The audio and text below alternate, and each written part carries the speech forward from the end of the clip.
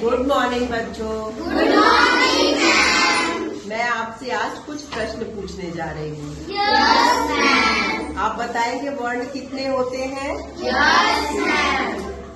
आप बताइए। वर्ण 52। वर्ण 52 होते हैं। और वर्णों के मेल से बनी हुई सार्थक और स्वतंत्र इकाई को हम क्या कहते हैं बेटा? राज आप बताइए। शब्द कहते हैं। Very good. और इन शब्दों को यदि व्यवस्थित क्रम में रख दिया जाए और अपनी बात पूरी की जाए तो उसे क्या कहते हैं? कन्हैया आप बताइए। Very good. उसे वाक्य कहते हैं। लेकिन इन वाक्यों को पढ़ते समय हमें कुछ ठहराव, कुछ भाव और अर्थ को स्पष्ट करना हो तब क्या करते हैं? नहीं पता ना? हम कुछ चिन्ह लगाते हैं बेटा, और इन्हीं चिन्हों को हम विराम चिन्ह कहते हैं। जब आप अपनी किताब पढ़ते हो, कोई कहानी की किताब पढ़ते हो, तो आप ऐसे चिन्हों से अक्सर अवगत होते होंगे बेटा, होते हो ना? Yes ma'am. लेकिन इन चिन्हों का कुछ जादुई प्रभाव होता है जिनसे पढ़ने वाले को कुछ अर्थ अलग भी समझ में आता है। और ये प्रभाव क्या होता है उसी को आज हम जानेंगे। ठीक है, तो अब हम क्या करेंगे?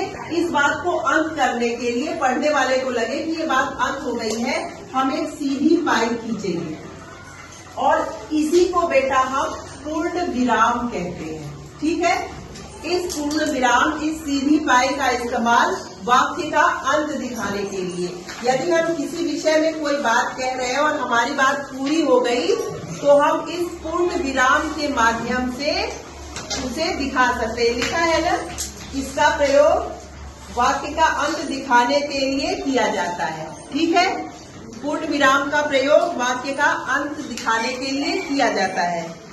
अब आप लोग बताइए कि आपको कितना स्पष्ट हुआ। आप एक वाक्य बताइए अर्पिता। श्याम रो रहा है। अब इस वाक्य का अंत दिखाने के लिए आप क्या करेंगे? पूर्ण विराम लगाएंगे। वाक्य के अंत में एक सीधी पाई खींच देंगे जिसे पूर्ण विराम कहते हैं। आप एक वाक्य बता सकते हैं राज? मोहन घर जा रहा है। और इसका अंत दिखाने के लिए आप क्या करेंगे? पूर्ण विराम लगा देंगे, है ना? तो जिससे क्या लगेगा कि हमारा वाक्य पूरा हो गया। ऐसा ही एक और भी विराम चिन्ह है। यहाँ जो ये विराम चिन्ह लगा है इसे बेटा अल्प विराम कहते हैं। क्या कहते हैं?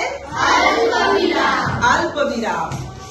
अल्प विराम का प्रयोग थोड़ी देर रुकने या सूची में अलग अलग वस्तुओं को अलग करने के लिए किया जाता है।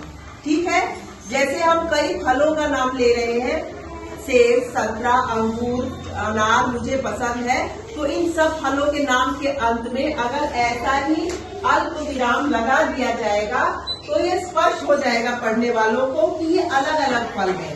शहरों के नाम में भी ऐसा कर सकते हो। मैं दिल्ली, आगरा, बनारस, आजमगढ़ घूमी हूँ, तो वहाँ पे आप हर शहर के नाम के अंत में इस चिन्ह का प्रयोग कर सकते हो। ठीक है, रंजना आप एक ऐसा वाक्य आप बना सकती हैं। मुझे आम, अंगूर, सेब और अनार पसंद है। तो अब आप इन फलों के नाम को अलग करने के लिए क्या करोगी रंजना? अल्प विराम लगाएंगे। हाँ, फलों के नाम के अंत में अल्प विराम लगाओगी, है ना? आप एक ऐसा वाक्य बना सकती है जया। राम, श्याम और मोहन घर जा रहे हैं। राम, श्याम और मोहन घर जा रहे हैं। और इन नामों को अलग करने के लिए क्या करोगी? अल्प विराम लगाएंगे। अल्प विराम। हर नाम के अंत में एक अल्प विराम लगा देंगे जिससे यह स्पष्ट हो जाएगा कि ये अलग अलग नाम है ना? ऐसा ही एक और चिन्ह होता है बेटा, जब हम कुछ पूछते हैं किसी से तो पढ़ने वाले को कैसे मालूम चले कि ये क्या लिखा हुआ है। मैंने पूछा तुम कहाँ जा रहे हो, ये मेरा प्रश्न है। पढ़ने वाला कैसे जानेगा?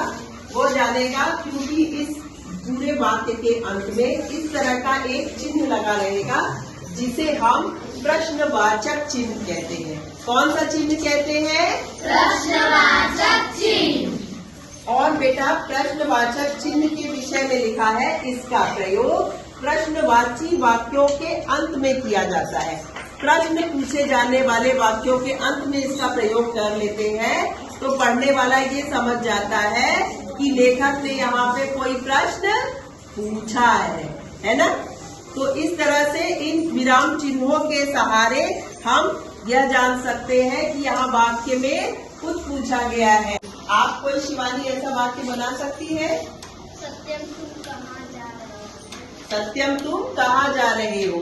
और इस वाक्य के अंत में आप क्या करोगे बेटा? प्रश्नवाचक चिन्ह लगा देंगे। प्रश्नवाचक चिन्ह लगा देंगे।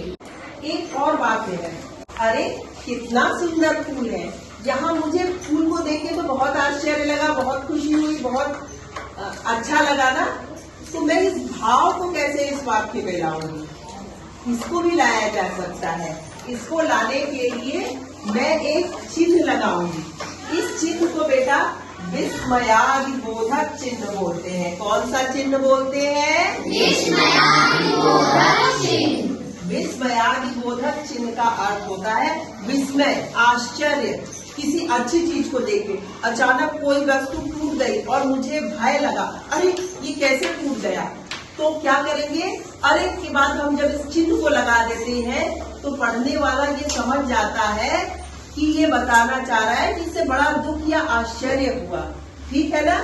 विस्मयादिबोधक चिन्ह का उपयोग आश्चर्य, खुशी, गुस्से या दुख को व्यक्त करने के लिए प्रयोग में किया जाता है। ठीक है। अनुष्का, आप विस्मयादिबोधक चिन्ह वाला कोई एक वाक्य बताएंगे जिसमें विस्मय दिखाई दे? वाह, ये कपड़ा कितना सुंदर है। और आप इसमें विस्मय कैसे लाएंगी? विस्मयादिबोधक चिन्ह लगा के। कहाँ लगाएंगी विस्मयादिबोधक चिन्ह? वाह के बाद। Very good. आप भी कोई ऐसा वाक्य बना सकते हैं नारायण? वाह कितना स्वादिष्ट पकवान है। Very good. और इसमें आपको क्या है, एक लालच की भावना आ रही है ना, अच्छा लग रहा है ना। वो भाव कैसे दिखाई देगा? विस्मयादिबोधक चिन्ह। और कब लगाएंगे आप विस्मयादिबोधक चिन्ह? आप कोई ऐसा वाक्य बना सकती है मुस्कान? अभी आपको स्पष्ट नहीं हुआ है ना। तो हम क्या करेंगे बच्चों, एक छोटी सी एक्टिविटी करेंगे जिससे और स्पष्ट हो जाएगी सारी चीज, है ना। आपको समझ में आया है? नहीं आया ना? तो हम एक छोटी सी एक्टिविटी। मुझे अर्थ दिखाने के लिए प्रयोग किया जाता है। Very good. आप कोई ऐसा वाक्य बनाइए। सत्यम एक अच्छा लगता है। वाक्य का अर्थ दिखाने के लिए मैं क्या करूँ? अर्थ में तुम मुझे लगा लो, तुम्हारा वाक्य खत्म हो जाएगा। Very good. इन्होंने बताया कि सत्यम एक पूरा लड़का है और पूछा कि मैं अपने वाक्य को अंत दिखाने के लिए क्या करूं? तो जया ने क्या बताया? मुझे यानी पूर्ण विराम को लगा लो और पता चल जाएगा कि वाक्य का अंत हो गया। Very good. मेरा प्रयोग थोड़ी देर रुकने या सूचियों में अलग अलग वस्तुओं को अलग करने के लिए किया जाता है। मुझे आम, अंगूर और सेब पसंद है। इन फलों के नाम में अंतर दिखाने के लिए मैं क्या करूं? तुम मुझे लगा लो, तुम्हारा वाक्य स्पष्ट हो जाएगा। Very good. यहाँ अल्प विराम ने बताया कि इसका प्रयोग कुछ देर रुकने या वस्तुओं को अलग अलग दिखाने के लिए किया जाता है। तो जैसे इन्होंने वाक्य बनाया कि मुझे आम, अंगूर और संतरा पसंद है, इन फलों को नाम को अलग अलग करने के लिए अल्प विराम ने क्या बताया कि आप उसका प्रयोग करिए। और जैसे ही आप फलों के नाम के बीच में अल्प विराम लगाएंगे अंतर स्पष्ट हो जाएगा। Very good. मेरा प्रयोग प्रश्नवाची वाक्यों से अंत किया जाता है। तुम कहाँ जा रहे हो? प्रश्नवाची कैसे बनेगा, है ना? यही जानना है आपको ना। अंत में तुम मेरा प्रयोग कर लो, तुम्हारा वाक्य प्रश्नवाची हो जाएगा। देखा, आपको इन्होंने बताया तुम कहाँ जा रहे हो, ये वाक्य प्रश्नवाची पढ़ने वाले को कैसे पता चलेगा? अंत में जब आप इनका प्रयोग प्रश्नवाची चिन्ह का प्रयोग कर लोगे तो अंत हो जाएगा। Very good. मेरा प्रयोग आश्चर्य, खुशी, गुस्से या दुख को व्यक्त करने के लिए किया जाता है। वाह, वो कितना सुंदर पेड़ है। मैं अपने खुशी के भाव को दिखाने के लिए क्या करूँ? वह के बाद तुम मेरा प्रयोग कर लो, तुम्हारा वाक्य स्पष्ट हो जाएगा। Very good. यहाँ इन्होंने बताया कि इनका यानी प्रश्नवाची विस्मयादिबोधक चिन्ह का प्रयोग खुशी, दुख, आश्चर्य और गुस्से के भाव को दिखाने के लिए होता है। और उन्होंने एक वाक्य क्या बनाया, वाह कितना सुंदर पेड़ है, और वो चाहती थी कि उनके ये खुशी के भाव को इस वाक्य में दिखाया जाए। तो उसमें क्या बताया इन्होंने कि आप मेरा यानी विस्मयादिबोधक चिन्ह का इस्तेमाल करो और इससे वाक्य में वो भाव स्पष्ट हो जाएगा। Very good. तो आज आपको ये होमवर्क मिलता है कि यहाँ जो वाक्य दिए गए हैं, यहाँ उचित विराम चिन्ह लगाकर आप इन वाक्यों को पूरा करेंगे। ठीक है, थैंक यू।